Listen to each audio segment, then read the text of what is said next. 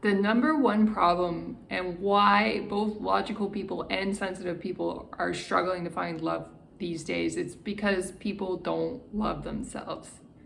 So welcome back, and today I'm going to talk about why people are struggling to love themselves really deeply from both a logical perspective and a sensitive perspective. And both are going to be helpful to sensitive people because you're going to understand why logical people are behaving badly, and you're going to understand that it's not really about you as a sensitive person. But when you are sensitive, what you do need to do is take responsibility for your own behavior and make sure you're not putting out the bad vibe first that are causing logical people to kind of self-destruct and not love themselves and behave in dastardly ways. So when you love yourself as a sensitive person, finding a partner is actually very simple. You just get comfortable with people who treat you well, and you seek a vibrational match with that person who's going to treat you really, really kindly. And that means they care about you. If you have a problem, like you need a car repair done or something like that, they're going to show up and offer you a ride to go home while your car is being repaired. Or maybe that person is willing to pay for the meal, or they want to spend a lot of time with you, or when they do spend time with you, they make sure that you're feeling comfortable and happy and safe in the environment. Logical people are really good about thinking about the practical details of what makes you feel safe and comfortable and secure. They're very grounded. They're very connected to planet Earth, and they want to make sure you're warm. They want to make sure you're dry. They want to make sure everything's paid for, everything's safe, and everything's good. That's kind of the detail orientation that when logical people are at their best, they make a great pair with sensitive people.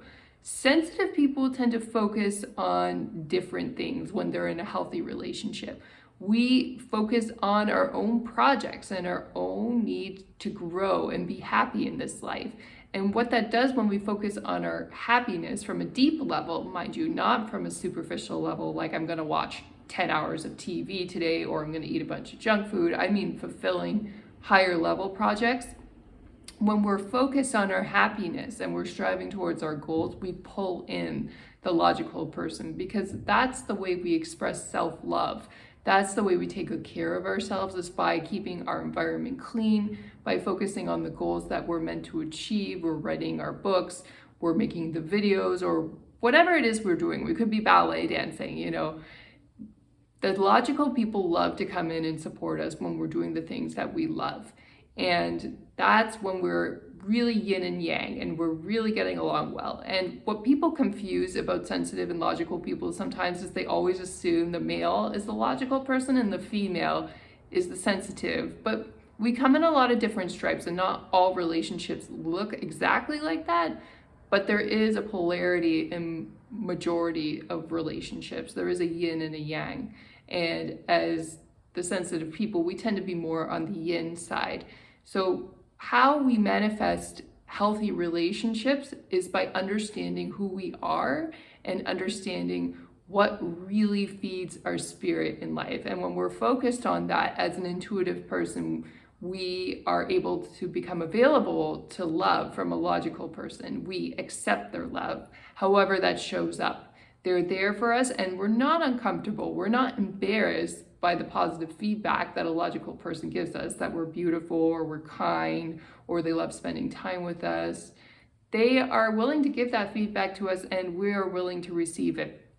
And if a logical person gives you that positive feedback, you can reciprocate as a sensitive person. You can compliment them on their appearance, or you can compliment on how kind they are, or say thank you and have gratitude. That's very important in those moments, to acknowledge and appreciate logical people when they are trying really hard to be nice, or they're trying to show you that they care about you.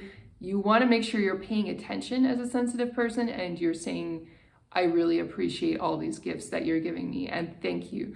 Because logical people feel really good when they're making an effort to love you and care about you, but if they feel that you're not paying attention, or that effort's not being received by you, that's when the beginning of all relationship problems happens for them, because they shut down and that they don't want to do stuff anymore. That's when they want the sensitive person to go first and actually do all of the things in the relationship.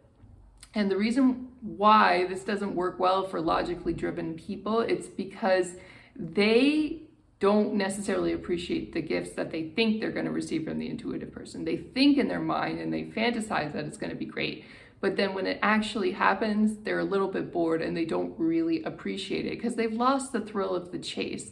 They've lost that important sense of accomplishment that they really love and crave in their lives. And there's nothing with loving and craving that accomplishment as long as it's in a healthy balance with the person that they are striving to attain attention from. You have to be a really good receiver and a really kind person. And then that opens the floodgates for you to be kind back as an intuitive person.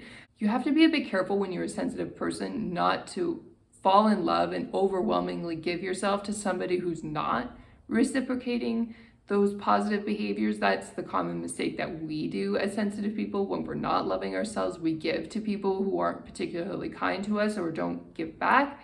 And the way that we discern that people are healthy for us and right for us is that they're willing to give to us first.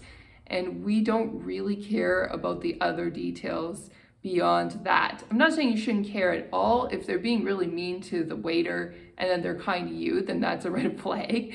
But other than that, superficial qualities sometimes get really overemphasized, like the person has to be 6'5" or they have to be earning $200,000 a year. Some women have very superficial expectations like that, and then they totally overlook the kindness and the empathy that they're receiving from their male counterpart.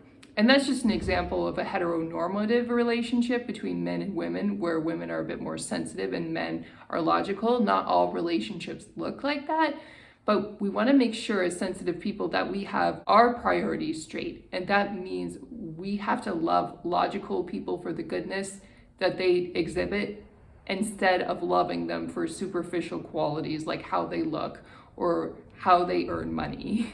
These things are important to a fault. You want somebody who takes care of themselves and they don't look like they live on the street and they do know how to earn an income. Like, to a basic level, these superficial characteristics do matter, because you don't want somebody who is very addicted to alcohol or somebody who's in a lot of trouble financially, because that becomes a caretaking relationship. And you can choose to be generous as an intuitive person. There's nothing wrong with being kind to the homeless, but understand that that's what it is being kind and being generous rather than attracting a partner, because a partner is supposed to be closer to an equal to you. Not to say that everybody's always 100% equal in every relationship, that power dynamics kind of ebb and flow and it's never total perfect equality, but they should be roughly coming in around the same energetic level as you. If they're on a very different level than you, then you're probably going to not get along well and experience friction when you're in an intimate relationship. So logical people love themselves when they give themselves that opportunity to manifest loving actions externally. Sensitive people love themselves when they're able to receive that love and care, and then they can give back after they've had that discernment and they understand that the person giving them the love is actually open to receiving it back.